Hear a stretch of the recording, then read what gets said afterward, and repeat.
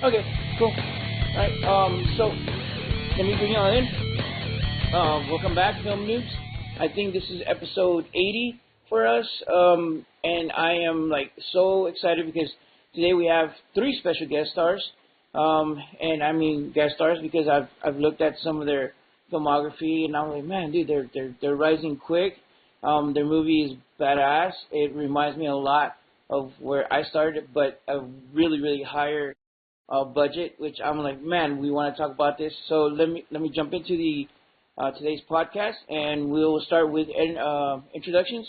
I guess I don't know if you could see left to top, right, whatever. We'll go with the most important. Zuzu first, ladies first. Me first. Oh, thank you. Hi, I'm Zuzu Weingart. I was producer on Cuisine De la Pocalypse, and I also play Laura in the film. I'm Kyle Weingart, writer-director of the project. And I'm Miguel Massinani. I play Andy and all of his iterations. Nice. Because you do play, like, what, 6, I think? There's 9. There's 9? So I miscounted. All right, so I know Susan mentioned the movie, but let's recap real quick. The name of the movie that we're going to be talking about today is, I want to make sure I get it correctly. Cuisine de la Apocalypse, or? Yeah, Cuisine De la Pocalypse. That's it. Okay. It's a hard title to say. Well, because I didn't know if it was like Della and then Apocalypse, well, because it doesn't have an A on there, but I assume the apostrophe would be with La. Anyways, so. Yeah, that's now, play on words. Your movie. Kyle, you said you're the director, writer, right? Yes, sir. First off, let's talk about where the idea for this crazy little movie came from. It was just a lot of brainstorming between myself and Nilo Butler, who plays Lando in the film, and just kind of the idea of a cooking show in the apocalypse, the most ridiculous thing you could do in an apocalyptic scenario, and then how we could make that work into a way where the cooking show saved the world. And it just was brainstorm on top of brainstorm, lots of late nights and eating in and out and that kind of stuff. Yeah, because I do like the fact that the movie was focused around food and food saving the world. That's like, I don't know, I don't want to say it's not a novice idea, the food saving the world, but when it comes to film, it is, because not many movies feature food as their main, like, hero, the main, I guess, what would you call it? It's not a MacGuffin because it's not, you know what it is. Yeah, but I don't know, it's food. And then also what sharing a meal means, and just that kind of stuff. But yeah, it is food, but, like Andy's character has a big revelation, and it's all kind of through food, and he learns humanity, how much work we put into. A lot of the time we're not cooking for ourselves, we're cooking for the other people around us. And so it's food, but it's also just what that, classic breaking bread means when you're with other people and sharing a meal, And it's also a story kind of about growth and the travel, the journey, not the travel, I'm sorry, the journey. So I really like, again, the story to me, I really liked it because it was centered about food. But yeah, at the end, the journey made everything worthwhile. And I know with Miguel's character, it depends on which one you're looking at. It's either the process of, yes, it's once you've focused in and you've like broke bread with somebody, you can't break that bond. And the other one's like, oh well, where's my loyalty to? Is it the person, the food, whoever's control, whatever, you know what I mean? So I was like, man, dude, okay, we're getting into layers here. So that's pretty cool. Now you said you were a producer, right? Yeah. What made you jump on as far as producer and then as actor? Or was it the other way around for you? It kind of both were in our minds from the start. This was really the first big film that I had produced, and it really came from the fact of, we want to make this film. We have to make it happen. We're going to make it happen. I'm going to learn how to produce a film. And I had done smaller stuff before, but we brought in some great producers to come alongside me and do it together at a certain point, which was necessary. Okay. And then I've been an actress for a while, and that's what that's my goal, is to do primarily. So from the start, I was like, Kyle, I'd like to be in this film. What about you, for Kyle? Was it more when you saw Susie, or you gave her the opportunity, whichever? How do you see her more as a producer or as an actor? On set, I tried to see her as an actor, but when you live in the same house and you go home at the end of the day and you're trying to figure out the following day, you end up having those conversations. But we are married to each other. Oh, yeah, we're married. Yeah. I mean, the last name gives it away. Yeah. 14 years now. Wow, congrats. Yeah, thank you. But it was on set we tried to only speak actor and director talk. But yeah, it was always something from when we were first conceptualizing it. We made a proof of concept, and a lot of people had these roles that just carried over into the feature film. So like Laura's role, she played Laura in the proof of concept, so she just immediately went into her role. We didn't cast for Laura. We didn't cast for Wallace. He was already an act in our film. We didn't cast for Chef John. So there's a lot of people who put their blood, sweat, and tears into the project already that just continued on the journey with us. Now, with Miguet's character, I'll ask you, Miguet, first. One, how did you prepare to, do the multiple scenes with multiple selves without crossing into each other, but having the same character? Because you did give them different little flares to each one of the portrayals of your character. And then I'll follow with Kyle, as far as like his character, or him as the person playing the character. How did you go about choosing him for that role? So Miguel, I'll let you answer first. So it's always fun when people notice the tiny little things, because, personally I'm a very idiosyncratic individual, and that kind of made it easy for me to split people into little, micro categories. When you're intimidating yourself or talking to yourself or high-fiving yourself, it's like you have to, there's a weird little place for it, I think. It's fun. It's a lot of fun for me. A lot of it was primarily Andy and, A2 and 3, which, they're the ones, they get the most screen time, which made that a little bit easier to make a decision in the moment for each one and go, okay, we're just drawing from this, and we're going to take a little bit of that for this one. But 2 and 3, they're like brothers. It made it easy because I have a brother, and so for me it was just like imagining how I would interact with him and how he would talk to me. And, and Andy, he kind of has that sort of standalone, slowly becoming human with a little flair, with a little Patrick Warburton, sprinkled in there somewhere. Because he's someone that I idolize. So I imagine, well, if I got to bring Brock Sampson to life, this is what I would do. So I just I took it from there. And then from there, it was pretty easy just to alter the voice a little bit, make it a little bit higher for this character, things like that. Now, did you keep like a little notebook on the side and say, okay, I got to make sure I keep 1 and 6 separate, because 6 is a little bit kookier, a little bit crazy. 1 is more, straightforward and so forth. Or was that just like mental notes that you kept? Just mental notes, yeah. 2 and 3 were the most difficult, only because I knew that they were the same, but they're different, and one of them feels a little more superior. I just kept it right there. 2 feels a little more superior to 3, and 3 is a little bit more of is more sensitive. So mental notes. Mental notes. Kyle, how'd you go about with his character? One, writing it without losing the voice, or finding the voice for each one, and 2, picking Miguel to play a role and help him navigate through those roles while you're directing?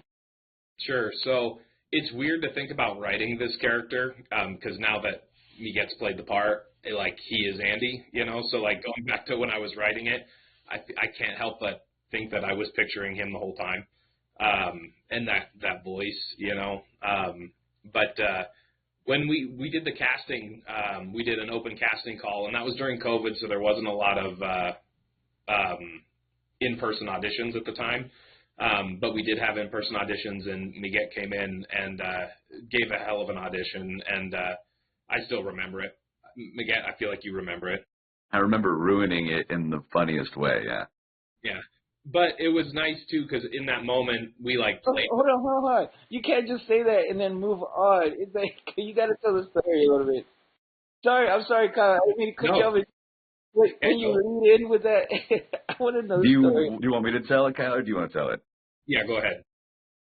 So what they had done was, it was even a scene that's no longer even in the movie, which is ironic and hilarious to me. But one of the lines when they first meet Andy is, they're talking about, how are you all alive out here? I don't understand what you're talking about. And I'm supposed to say, there's been a reprogramming. Andy talks about the reprogramming of all these robots and things. Now, in the first take, I nailed it. I had it memorized. It was fine. And I was like, yep, there's been a reprogramming, etc. And Kyle's like, yeah, great, fantastic, love that. Can we try it more human now? Just kind of abandon, take the more robotic stuff out of it. I'm like, sure. We go to do it. I get to the word reprogramming, and I completely lose it. I've forgotten the word. So instead, I just start coming up with every other R word I could think of. I'm like, there's been a renaissance, reinstitution, relocation, Raftali, renegade, and I went, I don't know, you let me go for 15, 20 words, and then Zuzu finally says, reprogramming. And we all had this fantastic laugh. And it was, for me, that was the moment where I'm like, I feel like I have this, not because I just felt like we were all just like, all right, we're all still human, right? And we're all still connecting over things. And that's the magic of auditioning for me, because the audition is the job. It's just, the cherry on top when you're on camera. But the audition, that's the gig right there in that moment. So for me, that was the moment where I'm like, okay, this is my new family now. So sorry to sidetrack you, Kyle. No, I love that story. Sorry, back to you, Kyle. Sorry.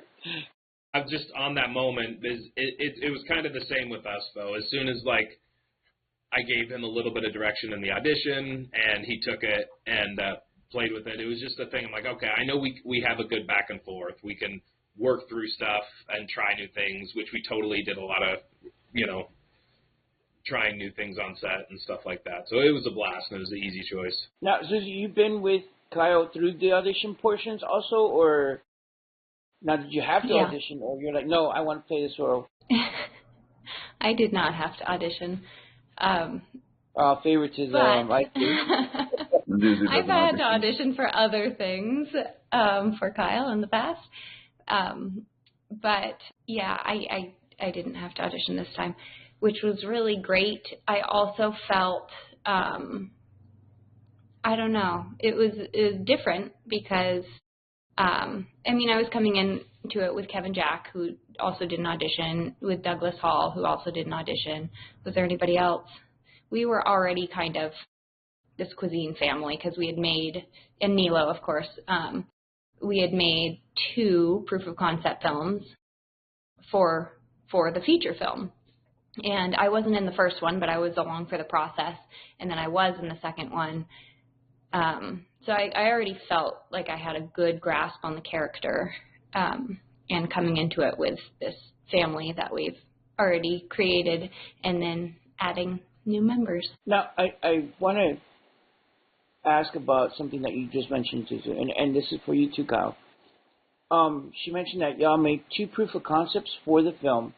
That was one thing that kind of pointed out to me, and 2, that you've been doing the process of making this film since COVID. So you've been actively going through the motions of making a film since 2021. Actually, 2017. 2017. So we did our first proof of concept before COVID, and then we did the second proof of concept right at the start of COVID. It was like May, and then well, I guess it was 2021 actually. It was the second proof of concept we did in 2021. So it's towards the end. So I guess it was kind of towards the end. But when we did the feature too, we were still doing COVID testing on set. Yeah, so the protocols were still in place. Yeah, we shot the film in 2022. 2 years. Yeah. So well, and this is something, and I'm trying to figure out how to ask it correctly, because a lot of the guys that I talk to, especially the lower tier independent guys, they don't take the time to, one, do a proof of concept, and two, actually work or stay on a feature project that long. Most of us is like a year in development, maybe 2 years.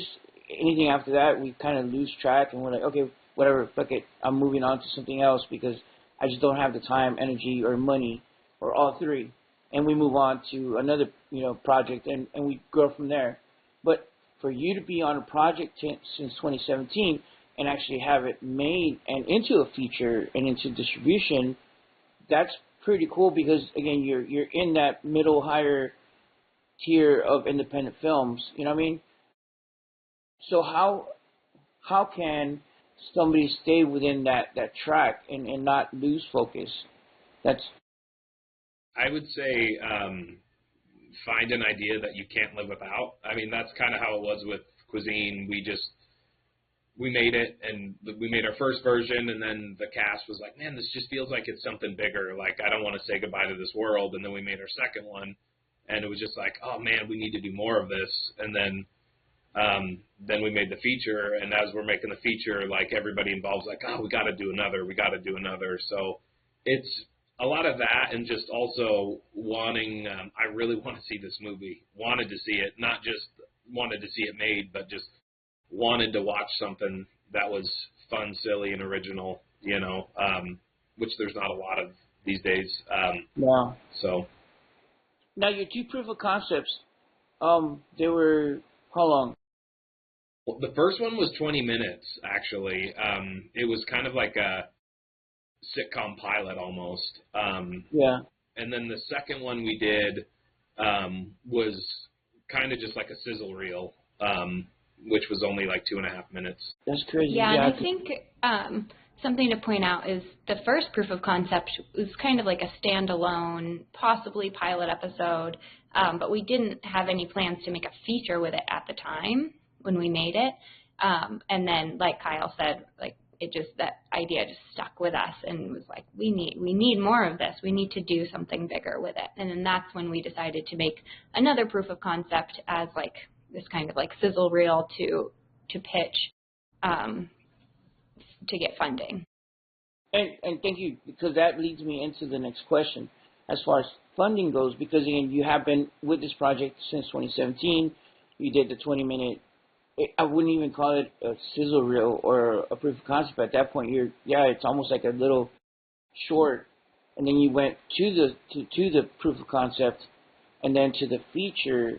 So financially, hitting up those two and then the feature, how does that look like as far as when you, as a producer, director, staying on a project like that again? Well, I always think that, and this is just from my experience, other people have other experience that they've been able to get their films funded, but I just think that being able to visually show an executive producer or executive producer to be on your project, a visual of what you're trying to accomplish, it's a way of showing them first off the idea, but then showing them as well that you know what you're doing and you're not gonna turn in some terribly lit,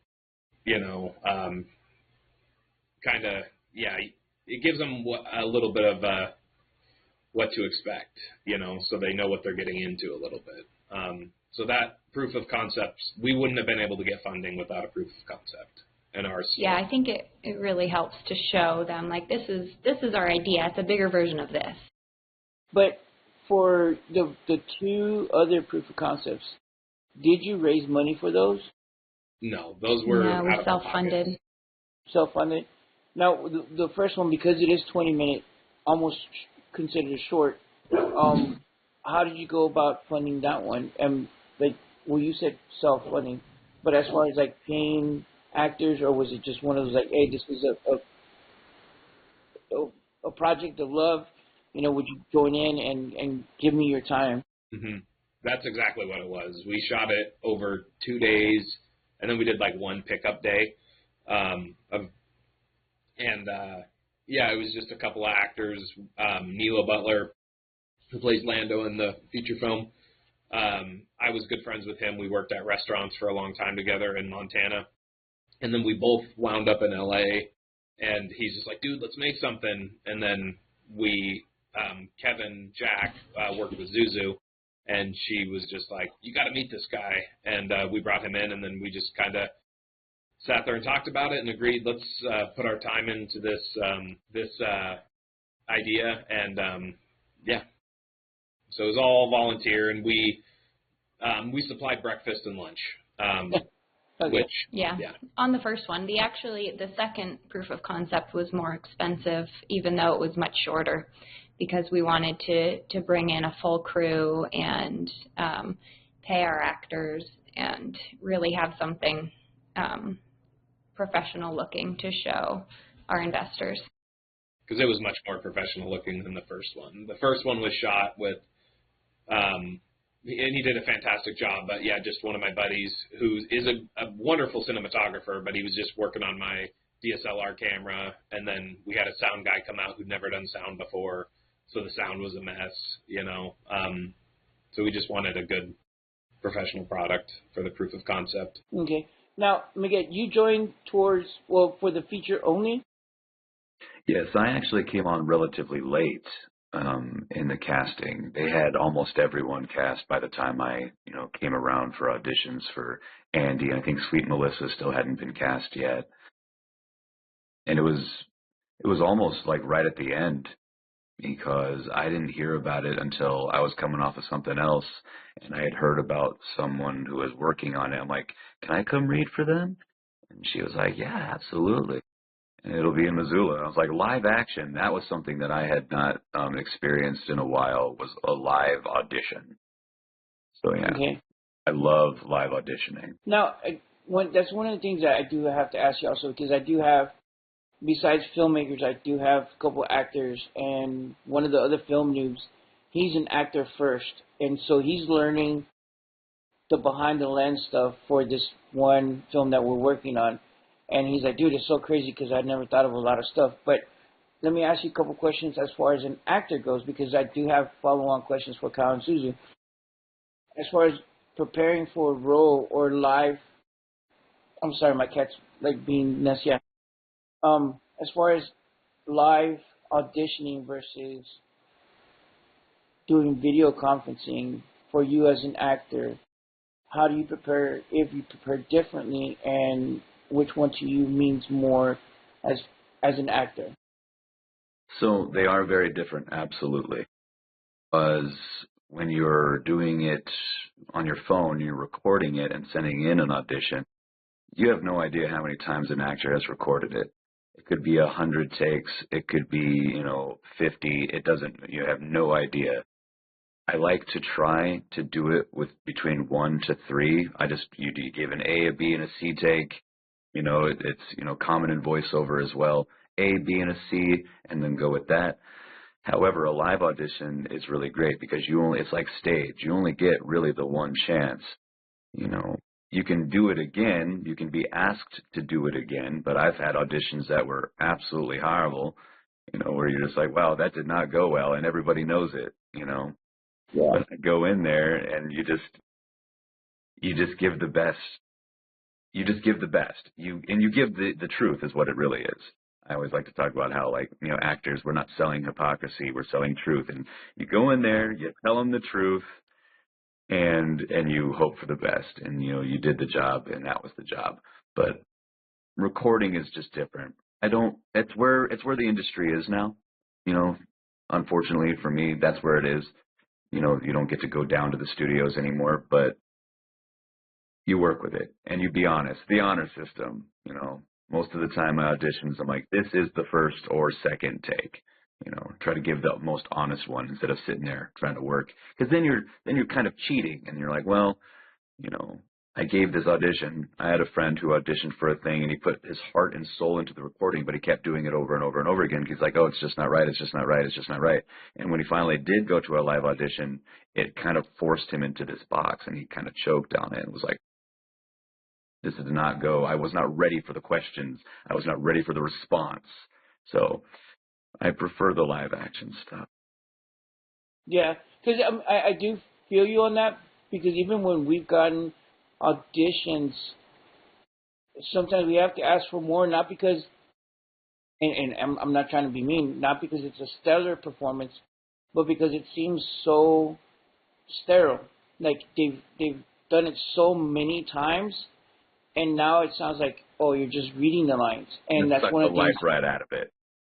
Yeah, and even when we do recordings, I'm like, dude, look, I feel you. I understand you read the script, you have your lines memorized, but be in the moment. Be in the moment. If you forget a line and you goof it, but you are in the moment and you could tell me, hey, this is my character because my character could do this and he would say this, and I feel like you didn't miss the beat because that's more important, getting to that next beat, then by all means, fluff it up. I don't care. Just give me there.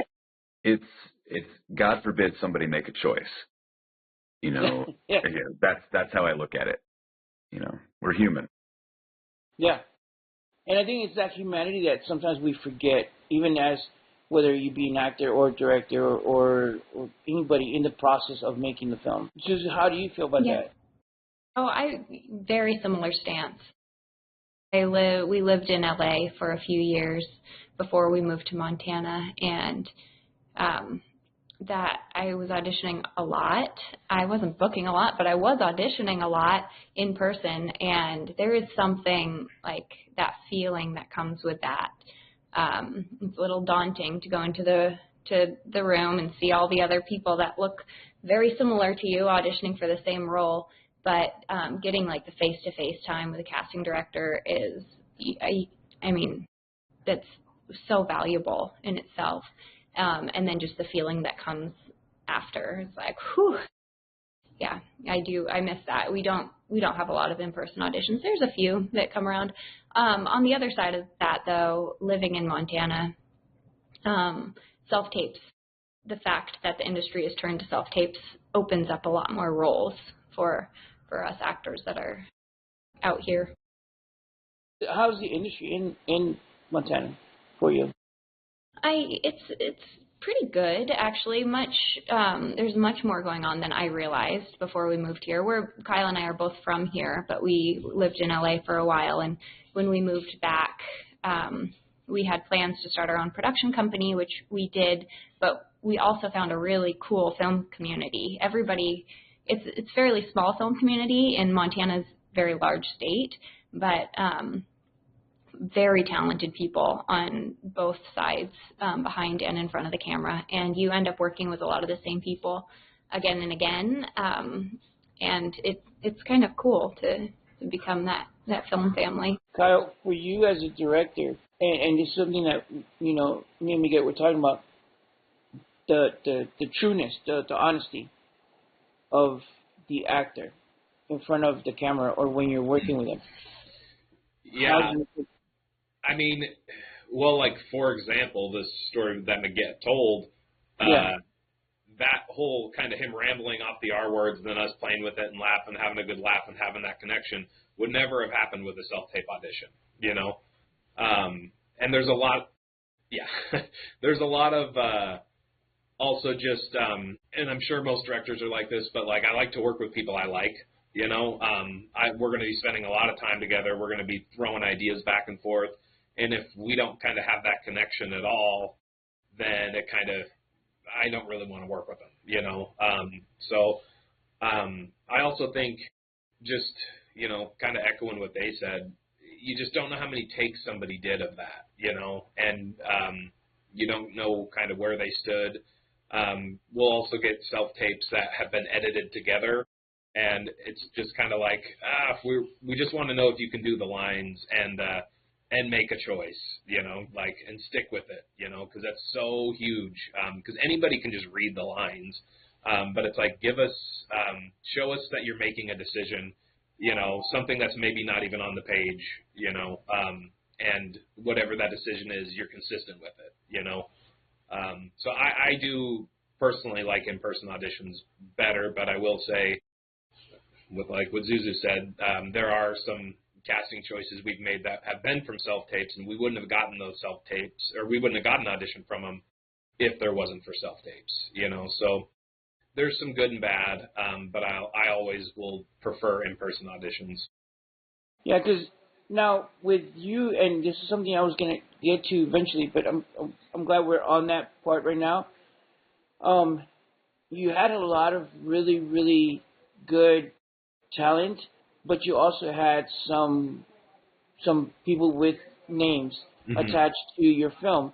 As far as your director and the level where you're at, because you're an independent filmmaker, you're not a big studio, whatnot. How did you go about pitching to those actors and kind of bringing them in? Did you go through like an agent, or did you go through? What was your process for that?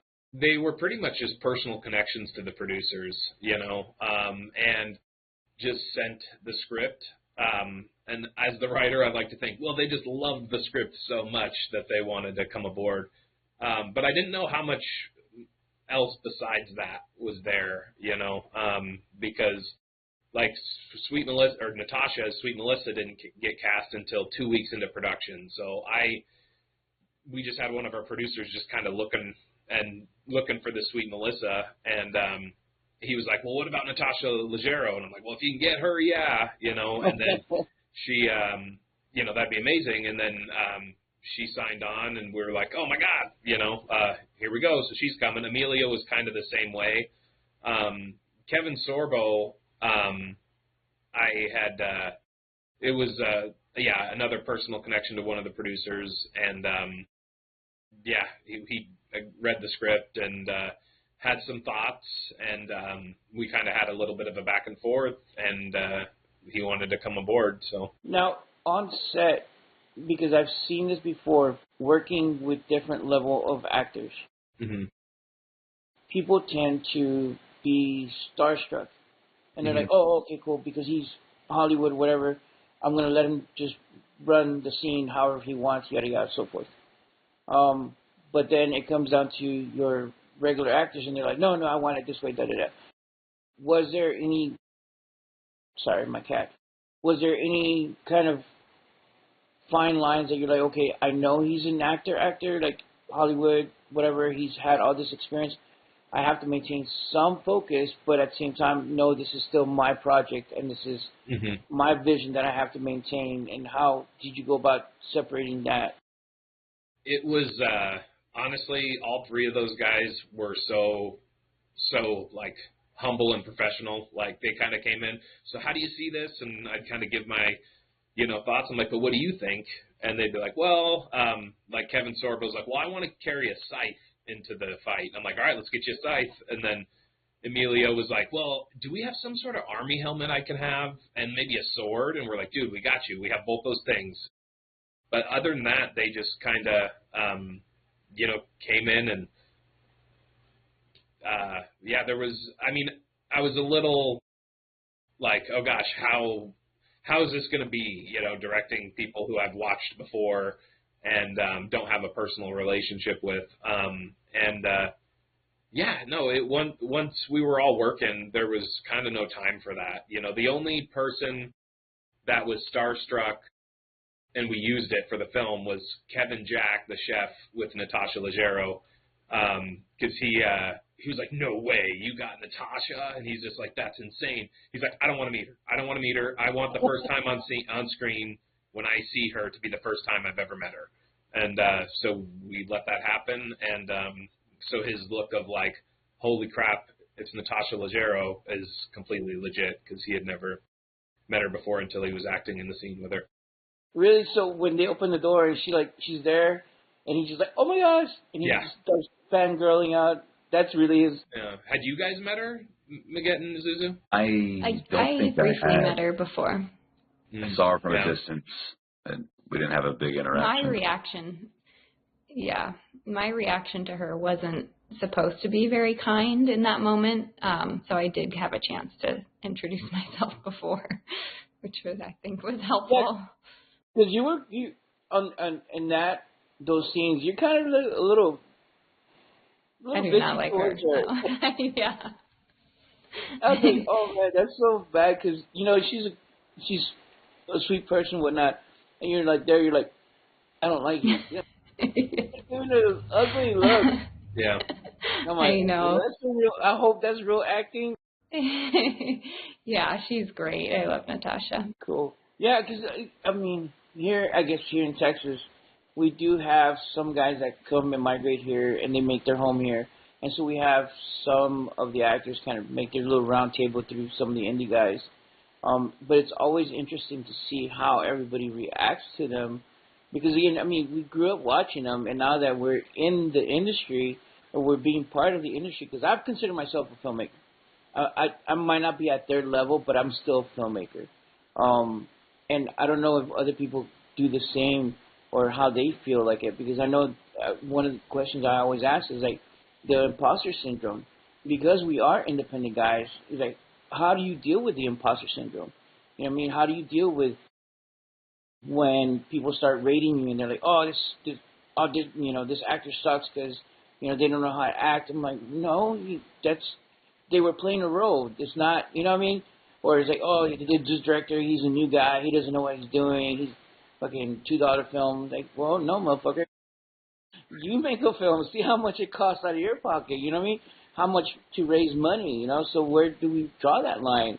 And that's why I asked that question, because, again, you had those people that have had a Hollywood, run and now are giving their time over to us to help us out.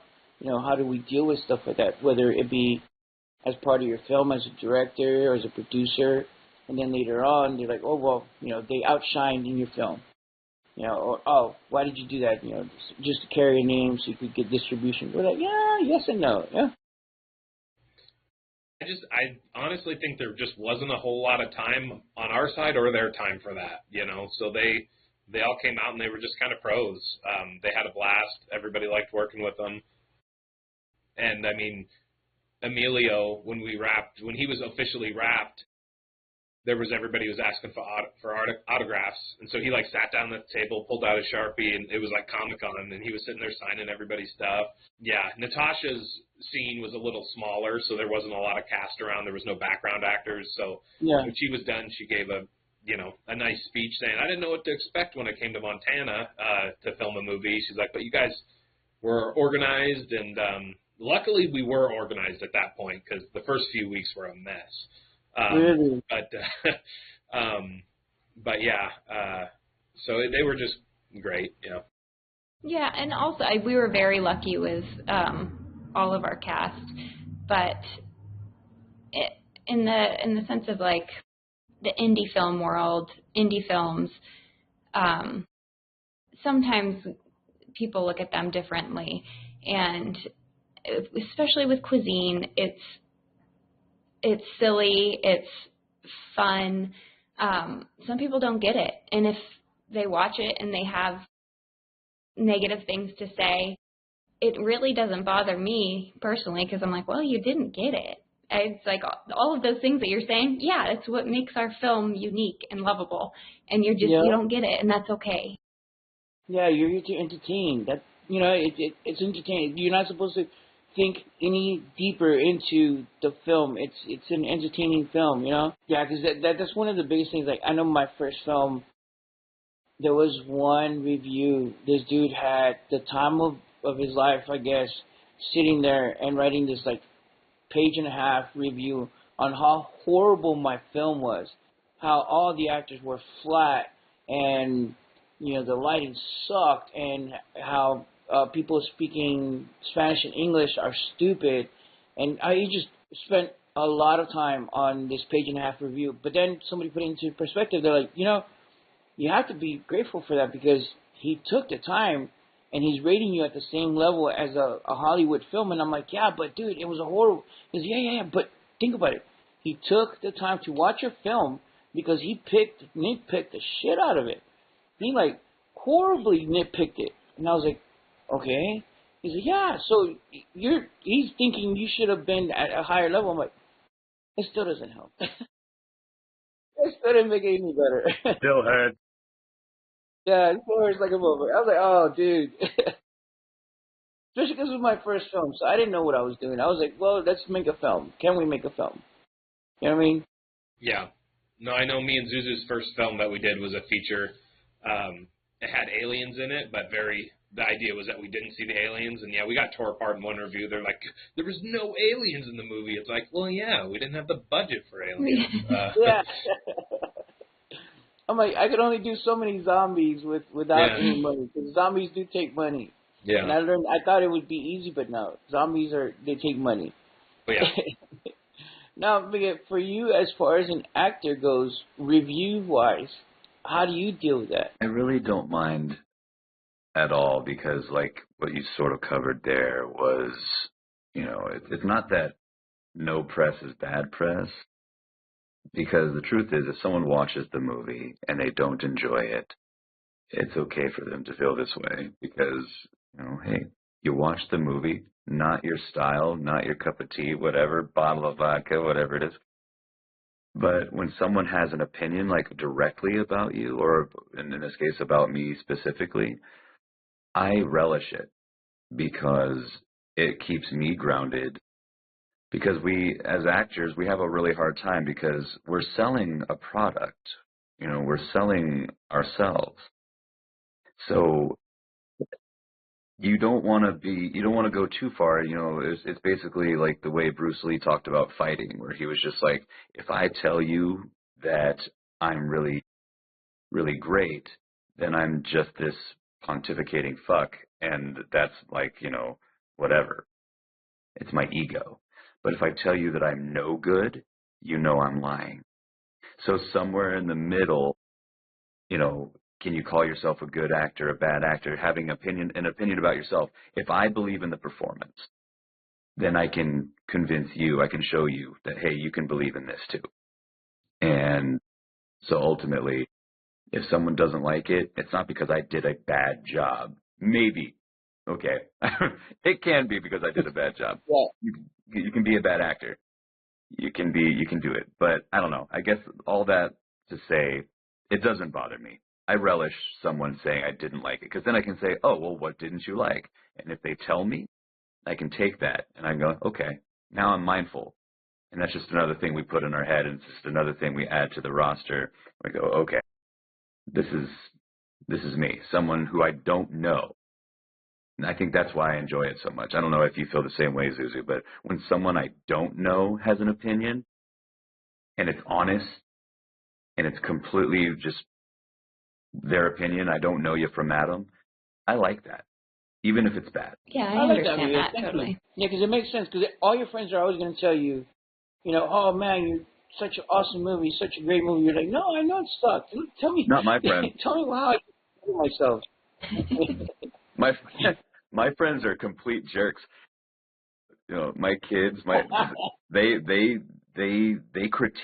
they critique me so hard, but because I've kind of told them, I'm like, I need that from you. I'm like, I know that eventually we're going to be at a place where we're doing the thing and it's fun and you're doing a good job, but I really need you to keep me kind of grounded there. If you think that I'm bad, I need you to tell me that I'm bad. And I actually watched Cuisine last night with some friends who had not seen it yet. And they said, we had a conversation before the movie to decide on how to talk to you if it turned out to be terrible. I was like, thank you, I think. And so they were just like, I was like, they're like, no, they're like, it's good. They're like, what happens if he gets a bad actor? I'm like, I don't know, maybe a new profession,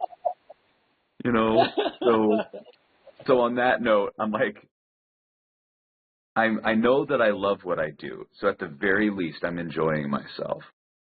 So, yeah. That's awesome. I was going to ask you more questions. I'm seeing my time running out, and I'm like, God dang it. this would not have worked with 30 minutes, but I'm glad, again, there's a reason why we did an hour. One of the things that I noticed, I want to, hopefully we could a little deep in it. When you filmed this, you used a lot of, like the pixie transitions. Yeah. The little pixie transition, badass. The robot, when the robot is having an interaction with you, Miguel, and then when she comes around the corner holding the TV, and some of your other VFX shots, they look really, really seamless. The shadow work and the lighting looked like on point. So I was like, I had to go back and I'm like, okay, let me see, maybe make sure that it's not an overlay, that the shadows are correct, because we always look for stuff like that. But tremendous work, Kyle. How was that process? Well, it was a lot. I had an awesome team that was helping me out. I've never done that VFX stuff before. So, I mean, I had a little bit, but we had a VFX supervisor on set who was kind of helping that with stuff. And we kind of just went old school. We were like, okay, we're going to do anything with robots in it is a static shot, so we just get a plate. We have Christian Ackerman was our mocap artist, who's a career mime. He knew he had a whole robot bit in his routine, so it was just kind of perfect. He knew how to do that. And then we had our VFX supervisor, Tony, who was there most of the time. Sometimes we had somebody else come in, but he kind of knew what he was going to do with them in post.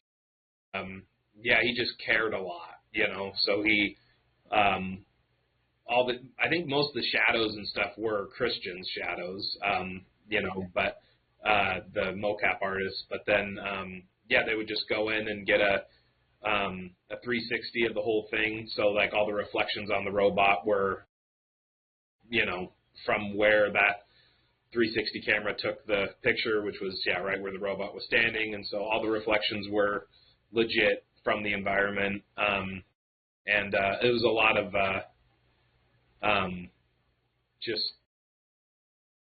a lot of trusting the team, honestly. And the 8-bit graphics, I did do those. I know how to do those kind of special effects. Okay, yeah.